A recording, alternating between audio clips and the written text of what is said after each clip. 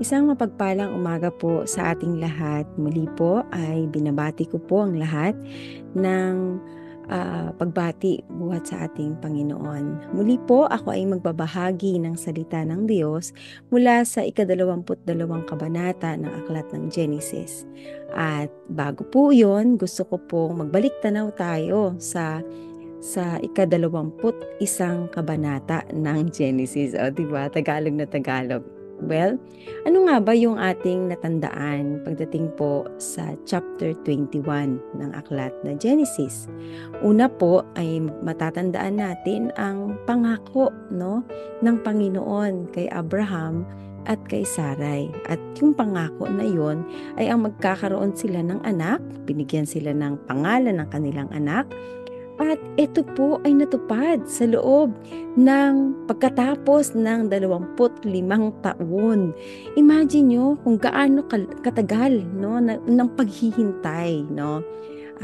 Alam po natin na meron tayong timetable, pero mayroon ding sariling timetable si Lord. Yan.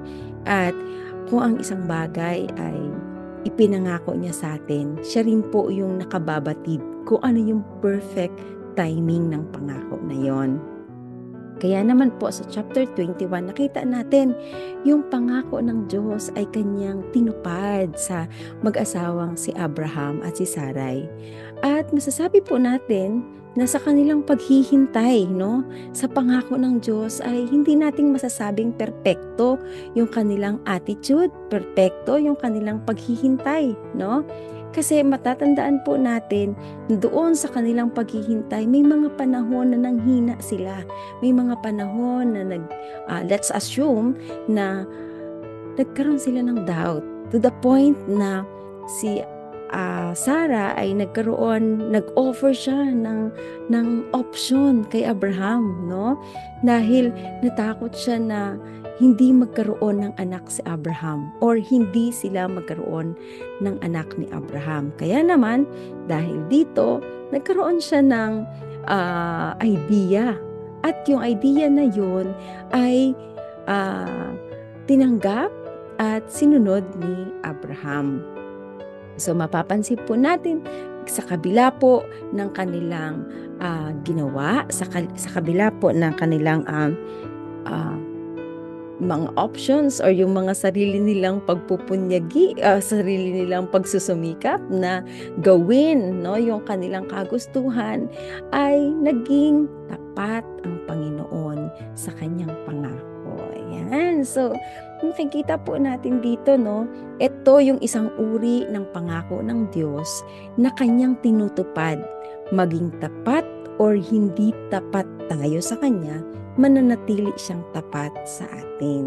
Kasi ang Diyos, pag sinabi niya, gagawin niya. So, yun nga po, dumating na ang ipinangako na si Isaac. So, si Isaac po ay isinilang ni Sarah, no? Sa taong siya ay 90 years old or 90 taong gulang. Samantalang si Abraham naman ay nasa 100 taon. Ayan, yung mga bagay na kahit imposible na sa tao, posible pa rin sa Panginoon. At yan ay kanyang pinatunayan. So, dyan po yung ating chapter 21 at papasok po tayo ngayon sa chapter 22. Okay, sabi po sa verse 1, at nangyari pagkatapos ng mga bagay na ito na sinubok ng Diyos si Abraham at sa kanya'y sinabi, Abraham, at sinabi niya, narito ako. So makikita po natin, no, tahasan ang statement o ang paglalahad ng Biblia sa word na sinubok. Sa English ay tests, no? Sinubok ng Panginoon si Abraham, no? And tinawag ng Diyos si Abraham dito sa verse 1. Sabi niya, Abraham. And si Abraham naman po ay tumugon, narito ako. Yan. Again po, ipapaalala ko, nung time na to, naibigay na yung pangako, dumating na si Isaac. And papansin po natin, kahit natanggap ni Abraham yung pangako, no, hindi pa rin siya nagpapabaya, no? lagi pa rin siyang attentive sa boses ng Diyos. Lagi pa rin siyang nakikinig at tumutugon sa tinig ng Diyos. Ikaw kaya, ano yung attitude mo kapag nakuha mo na yung bagay na hinihingi mo sa Diyos? Tumutugon ka pa rin ba sa kanyang panawagan? Yan. Nagiging alert ka pa rin ba sa tinig niya? Ayan. So kasi po, si Abraham makikita natin sa kabila ng natanggap niya yung pangako ng Diyos, still attentive siya sa boses ng Diyos. So yan. Tingnan po natin ang verse 2. At kanyang sinabi, si Lord po ang nagsabi dito, no? Kunin mo ngayon ang iyong anak, ang iyong bugtong na anak na si Isaac, na iyong minamahal, at pumaroon ka sa lupain ng Moriah, at ihain mo siya roong handog na susunugin sa ibabaw ng isa sa mga bundok na aking sasabihin sa iyo. Marami po akong gustong bigyan ng diin sa mga salita na ating binasa. Una, yung sinabi dito ng Panginoon na kunin mo ang iyong anak, ang iyong bugtong na anak na si Isaac. Bugtong na anak, yan. Alam po natin na bukod kay Isaac ay meron siyang isa pang anak, si Ismael. At si Ismael ay anak ni Abraham sa isang alipin na si Hagar. Natatandaan po natin ang pagkakaroon ng anak ni Abraham kay Hagar or sa isang alipin ay hindi siya bunga ng pangako ng Panginoon, no? Kundi siya po ay bunga ng sariling kagustuhan ng tao, no? Ni Sarah at ni Abraham. Kaya naman po, sinasabi ditong bugtong na anak kasi naniniwala po tayo na ito ay anak na ipinangako ng Diyos. Ayan. And of course, dahil si Sarah ang kanyang totoong asawa, no? Sila yung legal na mag-asawa, kaya naman ito yung itinuturing bugtong na anak. Okay? And then binigyan din po dito ng emphasis yung word na minamahal, no? Yung minamahal na word ay ibinigyan ng emphasis at maiintindihan po natin siya mamaya, no? Kapag habang tayo po ay patuloy na nag-aaral ng salita ng Diyos. Binigyan rin po dito ng emphasis yung lugar kung saan siya pinaghahandog ng Diyos. Yun ay ang lupain ng Moriah. Yan, may specific place na binigay ang Panginoon. At ang sabi po doon, ihain mo siya roong handog na susunugin. Talagang merong, kumbaga meron siyang binigay si Lord na pamantayan. Ano? Sabi dyan, susunugin, handog na susunugin sa ibabaw ng isa sa mga bundok na aking sasabihin sa iyo. Kung sa isang banda, mag-iisip po tayo, no? Maari na hindi naman in-state sa verse na to or sa mga susunod na verses, kung nag-iisip kaya si Abraham, bakit kaya ito yung direktiba ng Panginoon sa kanya? Alam niyo po ba, sa lugar kung nasaan po si Abraham, ito po yung sa Kanaan, ang mga tao po dito ay mayroong ibang ritual na ginagawa pagdating po sa pagsamba sa kanilang mga Diyos-Diyosan. At isa po dito, yung paghahain ng kanilang mga anak na susunugin para sa kanilang pagsamba sa mga Diyos-Diyosan. Ayan. So, maaari po na mag-iisip din tayo na gusto ba, ano bang gustong ipakita ng Diyos, no? Bakit ito yung direktiba niya kay Abraham? Or maybe si Abraham nag-iisip din, sandali lang. Akala ko, iba yung pagkakilala ko sa Diyos na aking pinaglilingkuran, no? Iba yung Diyos na pinaglilingkuran ko sa Diyos na pinaglilingkuran ng mga Kananeo. Sapagkat ang Diyos ng Kananeo, or mga Diyos-Diyos ng Kananeo, nire-require nila yung paghahandog ng kanilang mga anak na susunugin. Samantalang ang Diyos na kilala ko, hindi siya ganun, no? So, possible, let's assume na ganun yung iniisip ni Abraham. Pero, alam niyo po ba, ang nakakamangha sa buhay ni Abraham, yung maaaring medyo ito sa kanyang pananampalataya, sa kanyang pananaw, pero hindi ito yung naging focus ni Abraham. Ang naging focus niya po is yung utos ng Panginoon sa kanya. Yan. Kumbaga, hindi man niya naiintindihan, labag man yan sa kanyang pamantayan, still nakinig at sumunod si Abraham sa Panginoon. Kasi sapat yung kanyang pananampalataya at sapat ang kanyang pagmamahal sa Diyos. Tayo ba? No? Kapag hindi ba natin naiintindihan yung utos or kapag hindi taliwas sa ating kagustuhan yung utos, kaya ba nating sumunod? Ayan, kagaya po sa ating church, sa ating mga samahan, 'di ba?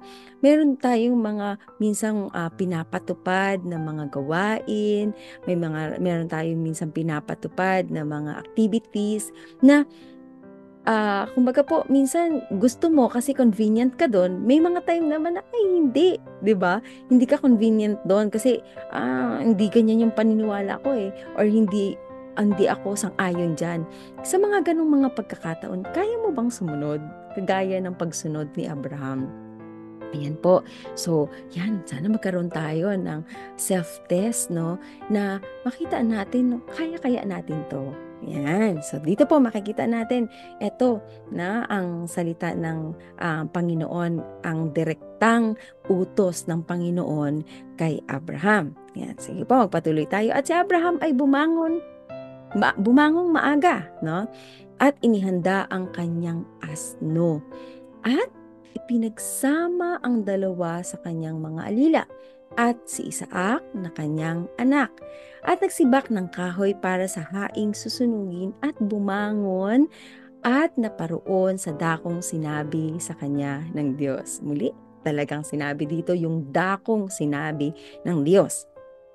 At kung mapapansin po ninyo, bumangon ng maaga si Abraham. Sabi nga nung ating mga kapatiran nakatulog kaya siya or excited ba siya or baka hindi na siya nakatulog, no? Kaya maaga siyang bumangon. Pero makikita po natin dito yung bumangong maaga si Abraham, hindi po yun nag-stop doon.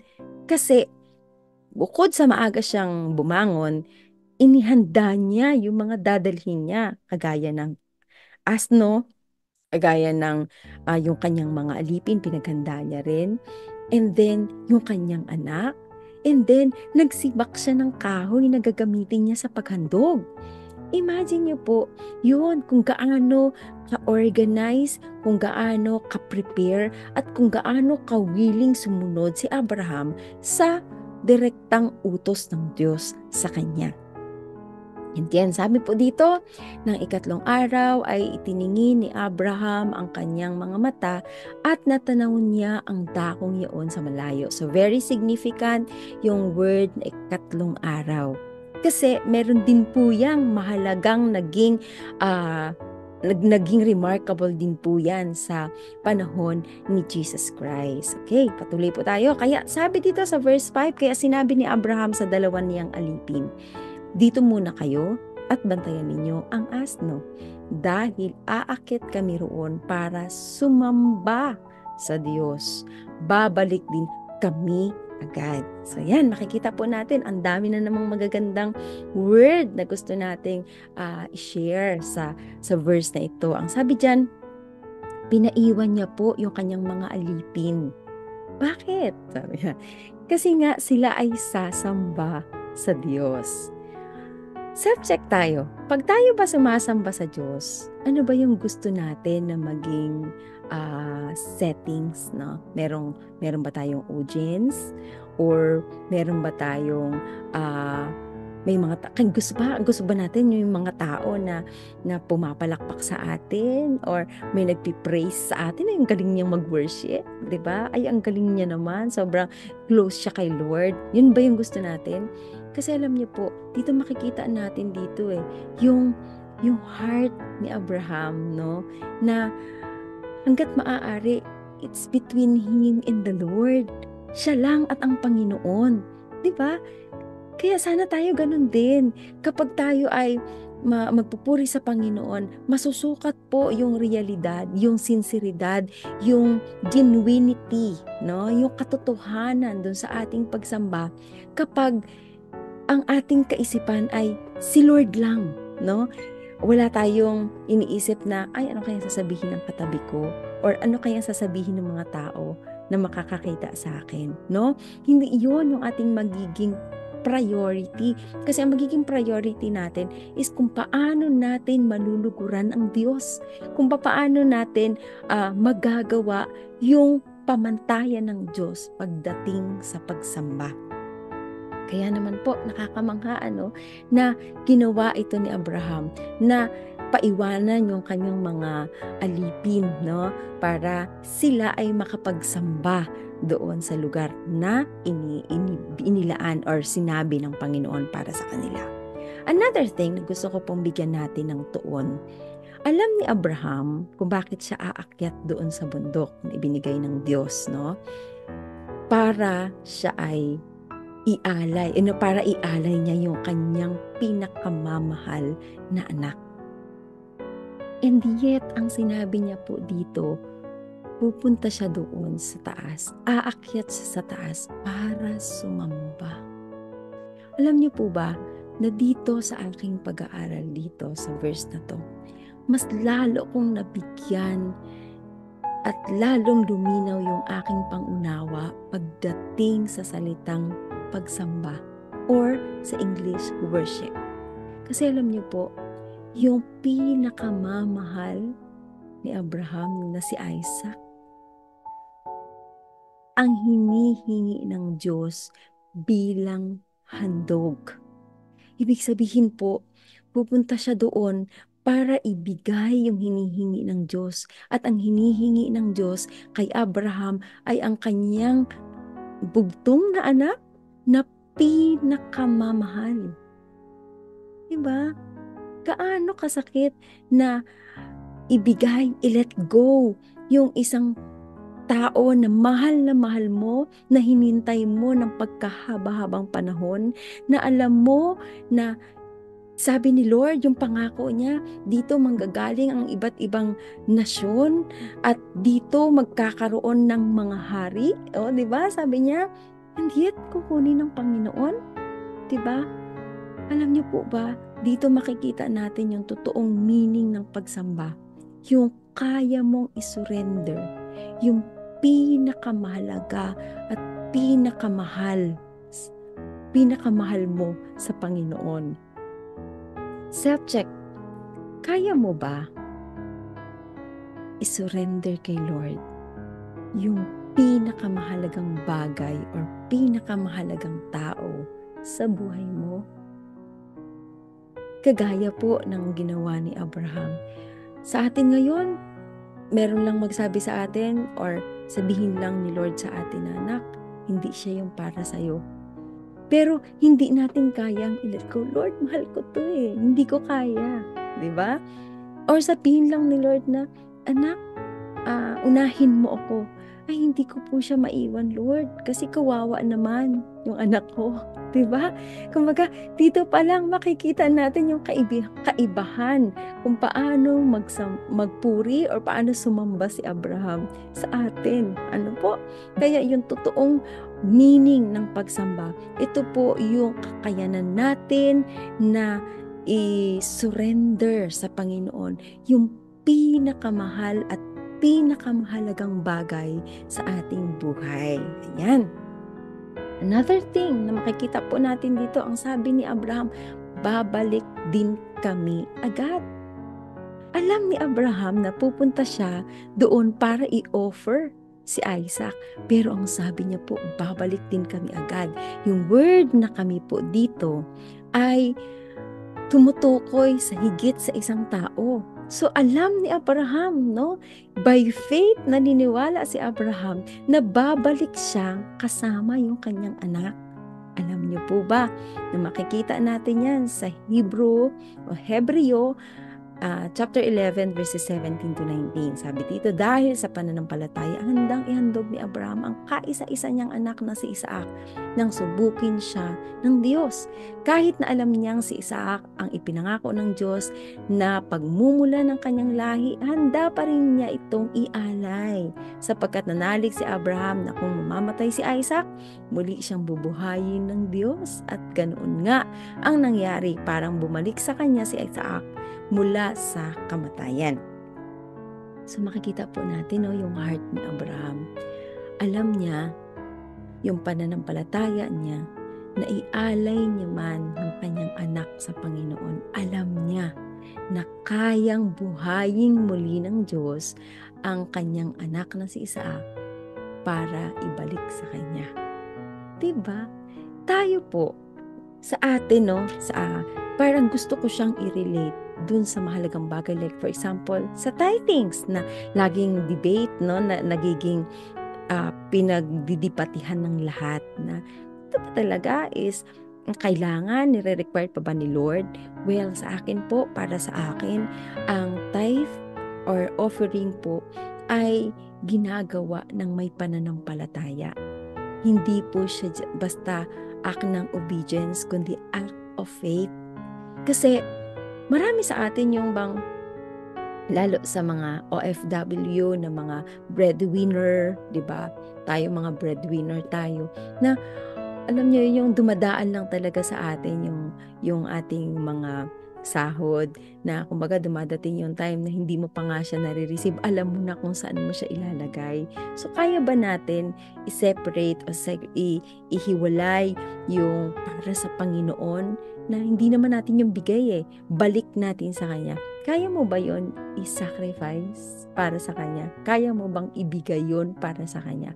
Kasi po, kung kaya nating pagkatiwalaan ng Panginoon, panampalatayanan yung Panginoon, na itong bagay na to kailangan natin, pero naniniwala tayo na kung ibibigay natin to kay Lord, sapat yung pananampalataya natin na kaya niya tong ibalik sa atin.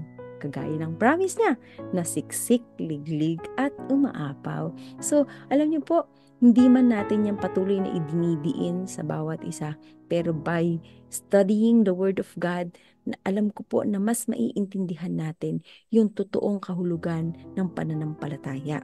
At ito po ay nasusubok, the way we serve, the way we offer, the way we surrender yung mga mahahalagang bagay, mga bagay na ating tinatangkilik at mga bagay na ating minamahal. So, kaya ba nating ibigay sa Panginoon at ipagkatiwalang kaya niya yun ibalik sa atin? Yan po ang ginawa ni Abraham. So, sa ating pagpapatuloy, yan, sa verse 6, ipinapasan ni Abraham kay Isaac ang mga kahoy na gagamitin sa paghahandog at siya ang nagdala ng itak at sulo. So makikita po natin, ipinapasan ni Abraham kay Isaac. Meron din po siya na typology of Jesus. Naalala niyo si Jesus, nung siya po ay ipapako sa krus, siya rin po yung nagbitbit ng kahoy na kung saan siya mamamatay, di ba? Natatandaan niyo po yun. Yun din po yung makikita nating pagsasalarawan ng buhay ni Isaac na same sa buhay ng ating Panginoong Jesus. And sabi po dito, ang dala ni Abraham yung itak at saka yung sulo. Na kumbaga ready, well prepared si Abraham. Ibig sabihin kung ano yung command ni Lord, dala niya talaga yan. Kumbaga may handa siya. Wala siyang tinitira na excuse na pwede niyang gamitin para hindi mangyari yung hinihingi ng Diyos sa kanya. 'Di ba? Kaya tayo pag sumamba tayo, dapat ready tayo.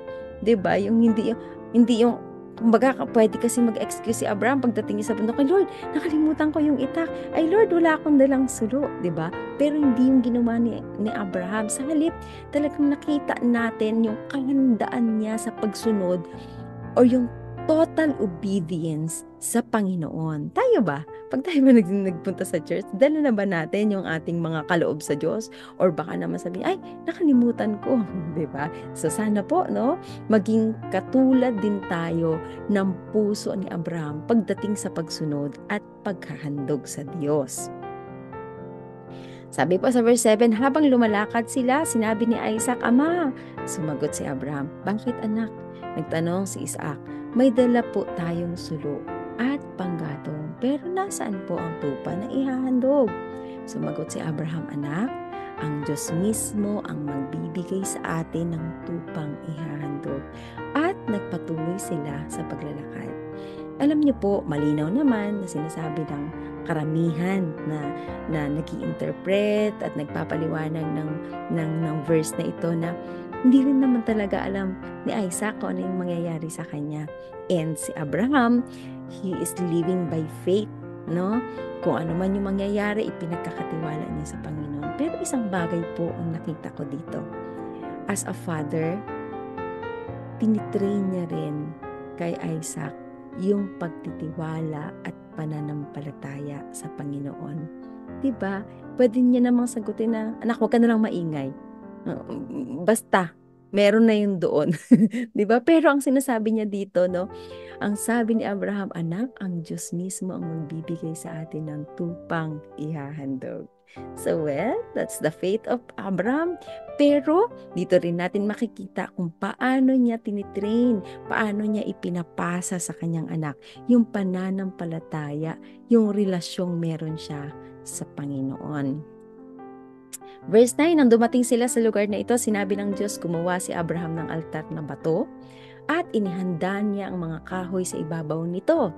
Pagkatapos, iginapos niya si Isaac at inhiga sa ibabaw ng altar.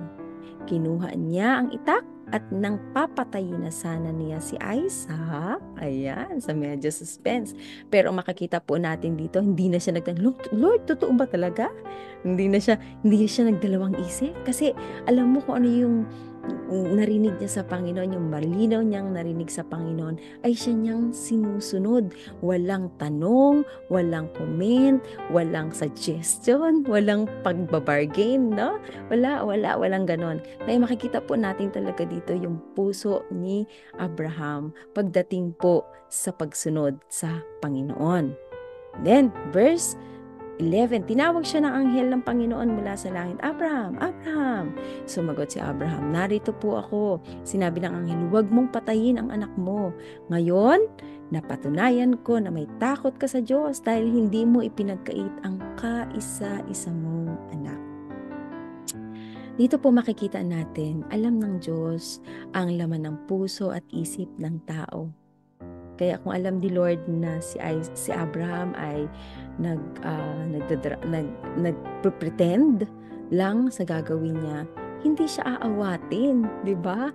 Pero the fact na siya ay inawat, alam ng Panginoon ang katotohanan sa pagsunod ni Abraham, di ba po?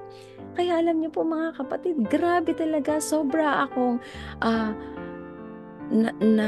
natataas, sobra akong nai-encourage kung paanong ipinakita ni Abraham yung kanyang pananampalataya at kanyang pagsunod sa Panginoon. Ayan. So ano pa?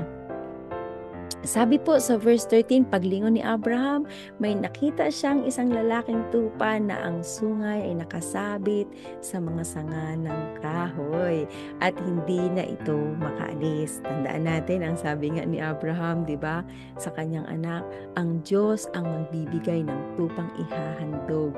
Imagine, hindi niya to hinuli, no? Hindi hinuli ni Abraham yung tupa. Siya ay kusang ibinigay ng ating Panginoon, inilaan ng ating Panginoon. Kaya kinuha ito ni Abraham at inihandog bilang handog na sinusunog kapalit ng kanyang anak. Alam niyo po ba ang significance nito? Na si Isaac dito tumatayong tayo na makasalanan, na dapat siya yung papatayin. Pero nag-provide ang Panginoon ng lamb, ng tupa, na kapalit ni Isaac na ihahandog. Same po sa buhay natin. Dapat tayo yung ipapako sa krus, tayo yung mamamatay. Pero ibinigay ng Diyos ang kanyang anak, si Jesus, na maging substitute natin. At siya yung namatay sa krus na dapat tayo no? Siya yung ipinako sa krus, kinuha, ibinigay sa kanya ang lahat ng ating kasalanan. 'Di ba? At kaya siya yung namatay. Na dapat sana tayo yung nagkasala. Kaya kung makikita natin dito, si Jesus sa buhay ng Lamb. Ayan. Sabi po dito, tinawag ni Abraham ang lugar na iyon na naglalaan ang Panginoon. Ito ang pinagmula ng kasabihang sa bundok ng Panginoon, may inilalaan siya. So, sa ibang salin or sa English, sinasabi po yung Jehovah Jireh or Jesus provide Himself or the Lord provide Himself. So, dito po, makikita natin yung katapatan ng Diyos sa kanyang salita. Hindi talaga nabigo si Abraham sa kanyang pagtitiwala, sa kanyang pananampalataya sa ating Diyos na buhay. Yan. Muling tinawag ng anghel ng Panginoon si Abraham mula sa langit. Muling tinawag ng anghel ng Panginoon si Abraham mula sa langit. Sinabi niya, ito ang sinasabi ng Panginoon, sumusumpa ako sa sarili ko na pagpapalain kita ng lubos dahil hindi mo ipinagkait sa akin ang kaisa-isa mong anak. Sabi dito, sumusumpa ako sa sarili ko na pagpapalain kita ng lubos dahil hindi mo ipinagkait sa akin ang kaisa-isa mong anak. Yung pagpapala, yung pangako dito ng Panginoon dahil sa ginawa ni Abraham, dahil sa kanyang pagsunod, dahil sa kanyang pagmamahal sa Panginoon. So sabi ko nga po, may dalawang kaparaanan ng pagtugon ng pangako ang Panginoon. Isang pangako na manatili ka mang tapat or hindi, dahil sinabi niya yan, gagawin niya. Kagaya pa nang nangyari kay Abraham at kay Sarah, kahit hindi sila naging faithful sa paghihintay kay Isaac, kahit na nagkaroon sila ng another option, tinupad ng Panginoon yung pangako niya kasi siya ay Diyos. Hindi dahil tapat yung tao, kundi dahil tapat ang Diyos. Samantalang dito po, sa pangako ng Panginoon dito kay Abraham, ginawa at gagawin ng Panginoon to kasi tumupad si Abraham tumugon si Abraham sa utos ng Diyos. Kaya sabi ko nga po, dalawa yung uri ng pagtugon ng pangako. Yun yung pangako na sumunod ka man or tapat ka man or hindi, mananatiling tapat ang Diyos. At yung isa naman po, ginagawa ng Diyos yung pangako niya kasi nga sumunod ka sa kanyang utos. Okay. Bibigyan kita ng mga lahi na kasindami ng mga bituin sa langit at ng buhangin sa dalampasigan. I already discussed it last Saturday and na-state din po na mention din to ni Sis Percy na sabi dito, bituin sa langit, yan yung ating spiritual or tayo mga Gentiles, mga spiritual sons and daughter ni Abraham. Yan. Samantalang yung buhangin sa dalampasigan, ito yung mga biological na children of Abraham, yun yung mga Jewish. So mapapansin po natin na tayo, dahil tayo po ay tumanggap, naniwala, nanampalataya sa ating Panginoon, tayo po ay tinuturing anak ni Abraham. Spiritual sons and daughters. Yan. Sasakupin nila ang mga lungsod na kanilang kaaway. Verse 18, at sa pamamagitan ng iyong mga lahi, pagpapalain ko ang lahat ng bansa sa mundo dahil sumunod ka sa akin. Yan. Dahil sumunod ka sa akin. So yung pagpapala ng Diyos kay Abraham, extended siya hanggang sa kanyang mga susunod na mga lahi. Gusto mong pagpalain ng Panginoon yung iyong mga anak, yung ating mga anak, yung ating mga kaapo-apuhan, sumunod tayo sa kanya at yan yung kanyang pangako. 19. Pagkatapos nito, binalikan nila Abraham at Isaac ang kanilang mga alipin at bumalik sila sa Beersheba at doon nanirahan. Pagdating ng verse 20, pagkalipas ng ilang panahon, nabalitaan ni Abraham na ang kapatid niyang si Nahor ay may mga anak kay Milcah. Si Ush, ang panganay, sumunod si Buz, Kemuel, ang anak ni Aram, Kesed, Hazo, Pildas, Lidlaf at Bituel. Silang 8 ay mga anak ni Nahor kay Milka. Ayan. So, makikita po natin dito, na-mention din to yung sa English is concubine or asawang alipin. So, lagi po natin tatandaan, yung mga concubine, mga asawang alipin po, hindi po yan kasama sa programa ng Diyos, no? Yan po ay programa ng tao. Kasi ang totoong plano at disenyo ng Diyos pagdating sa marriage, isang lalaki, isang babae. Pero dahil sa Genesis chapter 2, nag-start kay Lamech, nagkaroon ng polygamy. Yun yung first polygamy. At makikita po natin talagang sinusundan yung mga example, no? Kahit pangit yung naging result, kahit may mga consequences na mabibigat, still, ang tao ay sumusunod sa mga halimbawa ng mga sinauna. Yan. Hanggang sa minsan iisip nila normal na to. Tanggap na to ng lipunan. Pero alam niyo po ba, mapapansin natin lahat ng may concubine sa Bible, lahat nagkaroon ng problem. Laging may conflict, no? Laging may pag-aaway, may kirian, may selusan, may kompetisyon. Basta po merong concubine na state sa Bible or asawang alipin, makikita po natin ang conflict. Walang kapayapaan. Kaya, lagi nilang sinasabi, lahat yung nasa Bible dapat gayahin. No! Ang mga salita, story sa Bible po ay isinulat para maging gabay natin, no? Para yung mga pangit na nangyari sa kanila, hindi natin danasin, no? Or kung magaganda naman, mararanasan natin kung susundan natin yung mga magagandang example. Kaya naman po mga kapatid, lagi nating tatandaan na kung gusto natin ng mapayapang buhay, mas maayos na buhay, masayang buhay, at yung pagpapala talaga ay mararanasan natin sa Panginoon, magtuon po tayo, magtumuon tayo doon sa original plan ng Diyos. Huwag tayong gumawa ng plano natin at huwag mo tayong gagaya doon sa mga ginawa ng mga nauna sa atin. Well, yung mga names na state po dito sa mga last verses ay may kaugnayan po yan sa mga susunod na kabanata na ating pag-aaralan, especially sa love affair ni Isaac. Kaya naman, ito po ay pinakikita lang na yung magiging mapapangasawa ni Isaac ay galing din po sa lahi ni Abraham. Kaya naman po mga kapatid, gusto ko pong iwan sa inyo ang isang katanungan. Bakit kaya hindi pinaalam ni Abraham kay Sarah yung paghahandog niya kay Isaac? May idea ba kayo? Kung meron kayong idea, pwede niyo pong i-share.